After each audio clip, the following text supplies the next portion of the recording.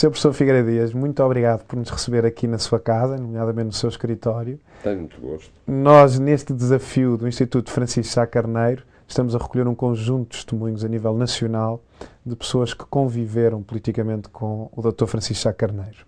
Gostaria que nos desse um testemunho, nomeadamente da fundação do Partido Social Democrata, o seu papel ativo, tanto a nível regional como a nível nacional, na implementação do nosso partido com Francisco Sá Carneiro. Com certeza, isso leva-me inevitavelmente ao dia em que, a primeira vez que conheci pessoalmente Francisco Sá Carneiro, terá sido nos últimos dias de abril de 74, e eu estava na faculdade, como normalmente, e disseram-me: está aqui o Dr. Francisco Sá Carneiro, quer falar consigo. Nós já nos tínhamos cruzado em atividade puramente jurídica, de parecer, eu de jurisconsulto, ele de advogado, mas não o conhecia pessoalmente. Entrou algo receoso, encantador, como sabemos que era a sua personalidade, para me dirigir um convite que, se calhar, pessoas da minha idade seguramente nunca teriam recebido. Vamos fundar um partido. E eu disse-lhe: olha, isso corresponde às minhas expectativas, desde que o partido seja um partido social-democrata, na acessão que, nessa altura, nos anos 70 do século passado, tinha um partido social-democrata, como o SPD alemão, como, enfim, partidos desse teor.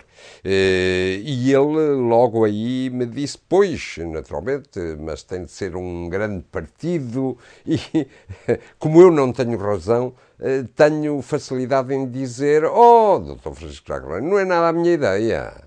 A minha ideia é a criação de um pequeno Partido Social-Democrata, porque já estava constituído há quanto tempo o Partido Socialista e previa que houvesse um partido conservador, e eu não era nem uma coisa nem outra. Era, digamos, talvez isto facilite a ideia que eu tinha na cabeça, antes de ter falado com Francisco Sá Carneiro, obviamente, a ideia que eu tinha era de um pequeno partido, como se costuma dizer numa certa linguagem política, o partido dos 7% que faz o balanceamento entre a esquerda, se quiser, e a direita, do mesmo tipo que existe na Alemanha com o Freie Demokratische Partei, o Partido Liberal Alemão, embora, quanto à ideologia, não, isso eu insistia que tinha de ser aquilo que eu pensava, e que eu disse francamente a Francisco Sá Carneiro, é um partido social-democrata, no sentido de um partido trabalhista, se quiser,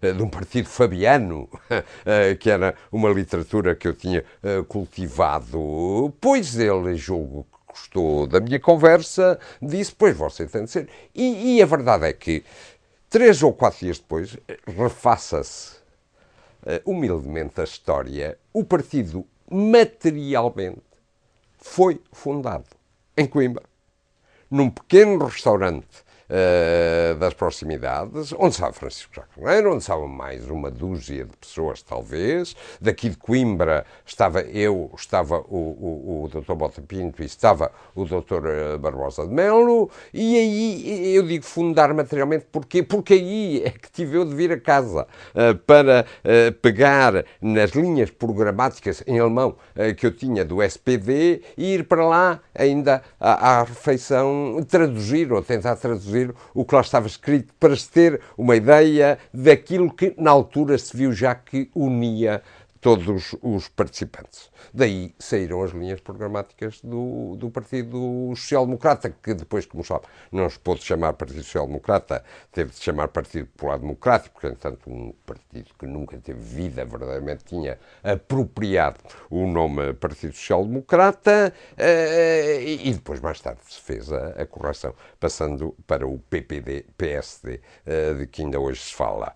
Bom, nessa altura terrivelmente difícil, com uma, como é que eu ia dizer, com uma inclinação política que, essa sim, foi sempre minha e correspondia àquilo que eu pensava, e também Francisco Sá Carneiro, não restam grandes dúvidas disso neste momento, mas toda a vida portuguesa tinha sofrido uma escravização brutal brutal, a ponto até do próprio Partido Socialista não poucas vezes ter tido de ouvir que era um partido fascista, que era um partido conservador, que era um partido...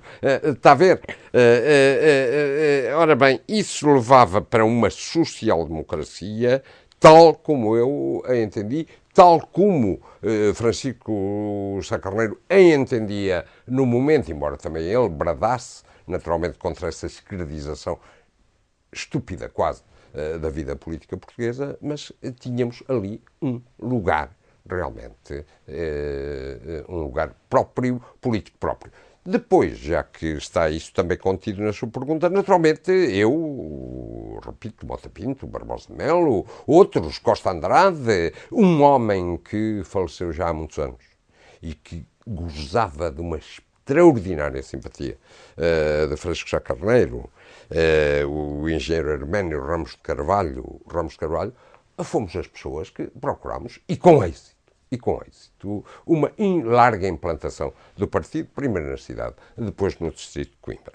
Deixe-me só dar-lhe uma pequena nota curiosa e que corresponde exatamente à verdade histórica, para ver que não nos saímos mal dessa tarefa. E essa pequena história é esta. Logo a seguir, e durante os anos mais difíceis do estabelecimento da democracia portuguesa, por exemplo, na minha faculdade só havia ou membros do Partido Popular Democrático, do Partido Social Democrata, ou membros do Partido Comunista, ou respectivos companheiros de estrada ou de caminho. Quer dizer, eu creio que o nosso discurso da altura, um discurso verdadeiramente, repito por última vez, social-democrata, congregava realmente a generalidade. E isso fez com que eu não mais tivesse pensado no partido de 7% e começasse realmente a pensar que podia ser, como se tornou, um grande Partido Social-Democrata, de acordo com a velha e espantosa frase, eu estava lá, de Mota Pinto, porque é de Mota Pinto, hoje somos muitos, amanhã seremos milhões. Exatamente. E, Sr. Professor, diga-me o seguinte, um pouco mais tarde, pós-Congresso de Leiria, o Sr. Professor vai exercer o cargo de Vice-Presidente da Comissão Política Nacional com Francisco Sá Carneiro. E aí penso que conviveu todos os dias um pouco Sim, mais. não logo a seguir. Vamos lá ver, há aí dois momentos temporal e substancialmente diferentes. O Congresso, o chamado Congresso de Aveiro, a dissidência de Aveiro, eu acho que foi um mau entendimento daquilo que era verdadeiramente, já nessa altura, o pensamento do Partido Popular Democrático, um receio de que ele pudesse não estar, eu não digo caminhar para a direita, digo não estar suficientemente à esquerda para receber as bênçãos do poder instalado. Bom, aí o que sucedeu, e é verdade que isso correspondeu a uma mutação das minhas relações, agora pessoais, com o Dr. Francisco, é que eu não saí. Ao contrário, ou diferentemente do que fizeram muitos, eu não saí. Fiquei no partido e escrevi uma extensíssima carta a Francisco Sá Carneiro, carta de índole especificamente política, a dizer-lhe porque é que não saía, mas o que é que era, vá lá, passa a expressão que não é boa, o preço que eu levava por não sair era a continuação da fidelidade total aos princípios programáticos do PSD. E recebi uma carta de Sá Carneiro a garantir-me isso. Isso foi, efetivamente, aquilo que foi realizado a seguir à dissidência. E que culminou depois numa reunião de novo do partido em Leiria, no Congresso de Leiria. Aí, efetivamente, o Dr. Francisco convidou-me para vice-presidente e eu aceitei. Não estive, ao contrário do que julgam muitas pessoas, não estive na Assembleia Constituinte. Isso foi uma coisa pensada, não foi um acaso. Era preciso alguém, dizia-se, da Comissão Política que estabelecesse o relacionamento entre o grupo parlamentar e o próprio partido, e eu fui designado para esse efeito. distrito. Depois sim, concorri às eleições, às primeiras eleições legislativas por o meu distrito, por Viseu. Fiz a campanha em todo o distrito com Francisco Sá Carneiro, o nosso contacto tornou-se, é verdade, praticamente cotidiano, e daí julgo eu que se fortaleceu realmente uma amizade, e isso é uma coisa que eu gosto muito e que tenho muito no coração, uma amizade que, pese depois à divergência, a uma certa divergência de percursos políticos, nunca mais acabou. Sr. Professor, e diga-me o seguinte, um pouco mais tarde, dentro desse relacionamento, no grupo parlamentar, quais é que foram, teve com o Presidente Emílio Guerreiro e depois, logo a seguir, com Francisco Sá Carneiro, outra vez, dentro do grupo parlamentar? Deixe-me corrigir levemente. Estive com Emílio Guerreiro, é verdade, ainda no tempo da Constituinte. Não na Assembleia Legislativa. As eleições para a primeira Assembleia Legislativa já correram, repito, sob a presidência de Sá Carneiro, a presidência efetiva.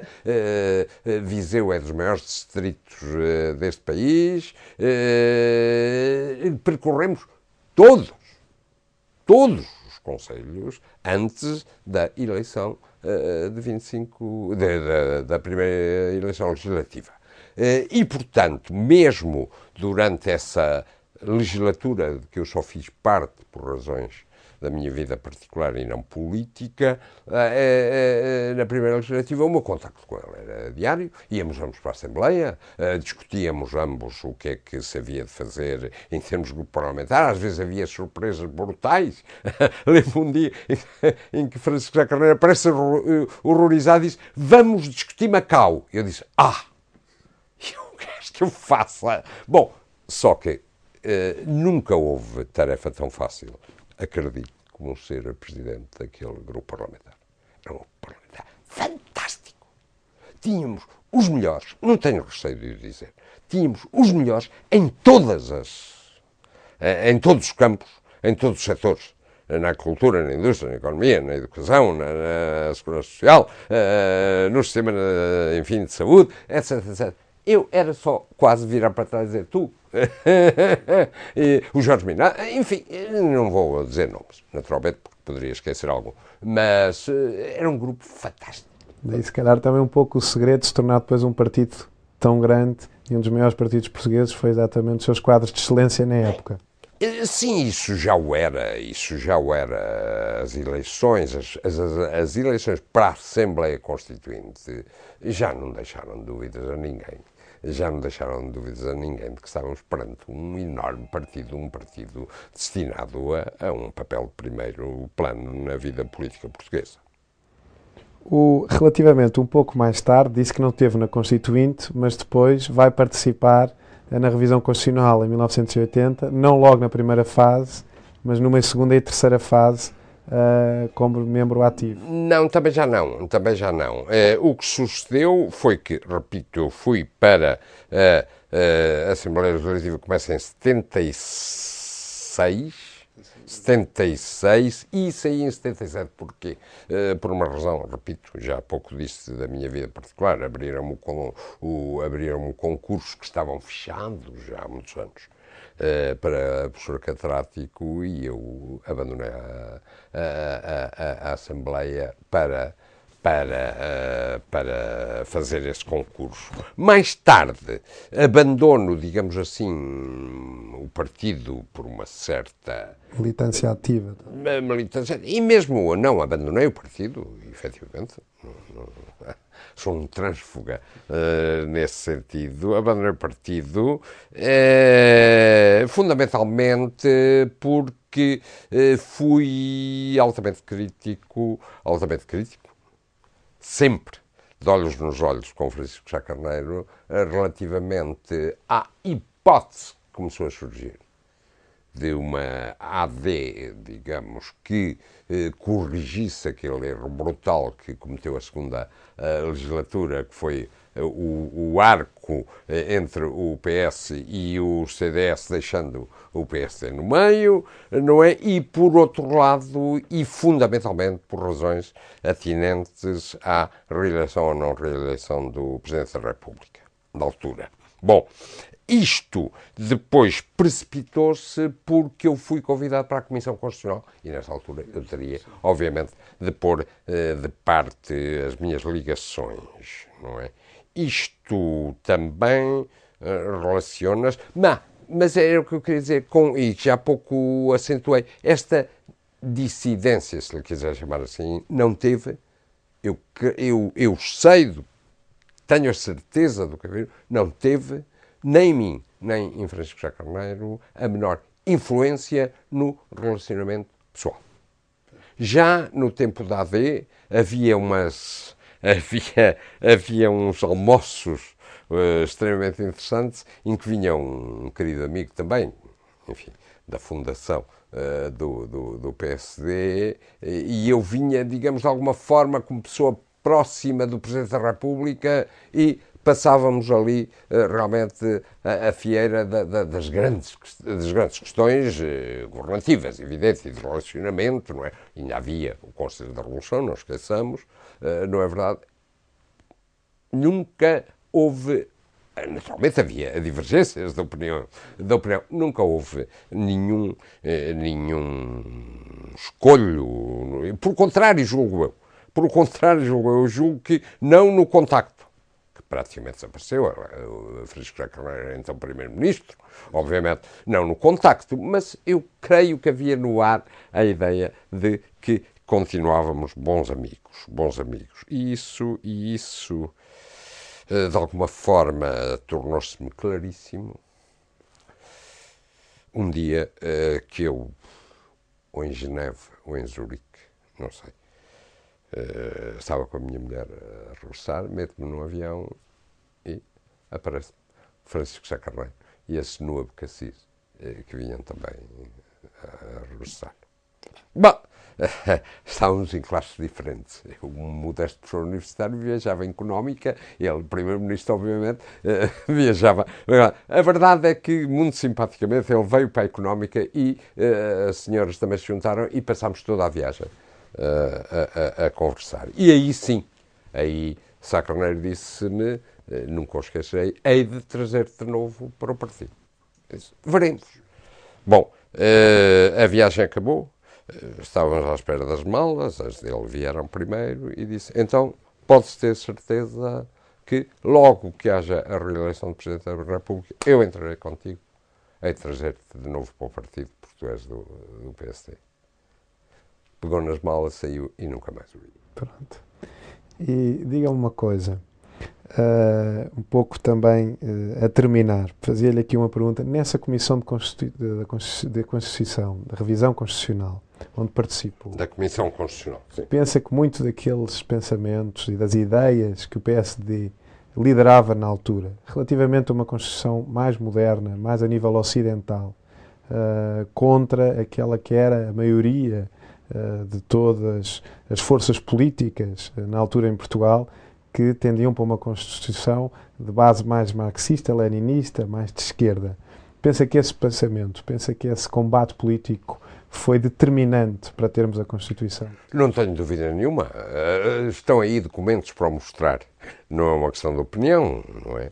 A verdade é que a Comissão Constitucional, que tinha rejeitado por 2 vezes, uma delas ainda eu não pertencia à Comissão, a segunda sim, que tinha rejeitado a famosa Lei dos Setores, onde estava em causa o reconhecimento da propriedade privada. Veja a importância fundamental que isso tinha, não é verdade, para todo o estilo da economia, para não se tratar de uma economia dirigida, mas caminhar ou começar a caminhar em direção a uma economia de mercado, mesmo que seja, que é o que eu entendo que deve ser uma economia de mercado social.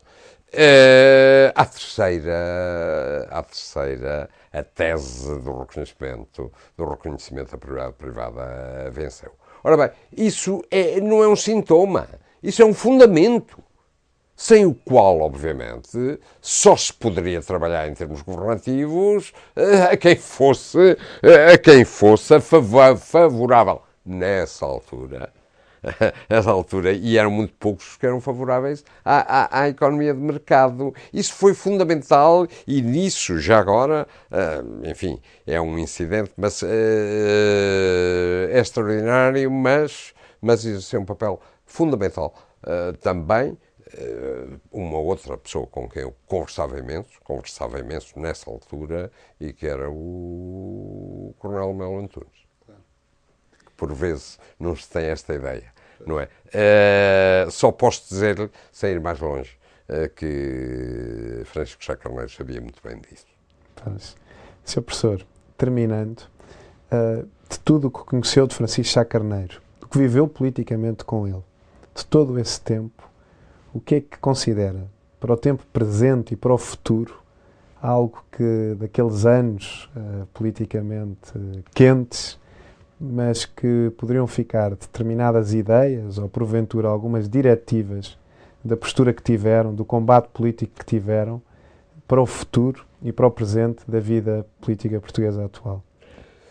Dir-lhe em duas palavras, esta experiência, que no fundo foi o que lhe relatei, do meu relacionamento com Francisco Sá Carneiro, radicou até ao fim, a ideia de que Sá Carneiro não é, e desde aquele dia em que apareceu em Coimbra para fundarmos o partido, até provavelmente ao dia em que morreu, foi um crescendo, digamos assim, da sua convicção social-democrata e, talvez isso tenha alguma importância para o presente e para o futuro, e de recusa de um neoliberalismo. Não posso responsabilizar Francisco Sá Carneiro por isso. As palavras são as minhas, mas acredito que essa é a interpretação, quantas vezes me vem à cabeça, do percurso, infelizmente, tão cedo interrompido, de Francisco Sá Carneiro. Estou convicto que se ele hoje existisse, era ainda mais, e portanto quereria para o seu partido que ainda fosse mais um partido verdadeiramente social-democrata. Sr. Professor, em nome do Instituto Francisco Sá Carneiro, queríamos agradecer muito o seu testemunho, todo o seu tempo, precioso para nós, neste recolhimento de testemunhos históricos sobre Francisco Sá Carneiro. Muito obrigado, Sr. Professor. Muito obrigado. Muito obrigado. Tive muito gosto. Muito obrigado.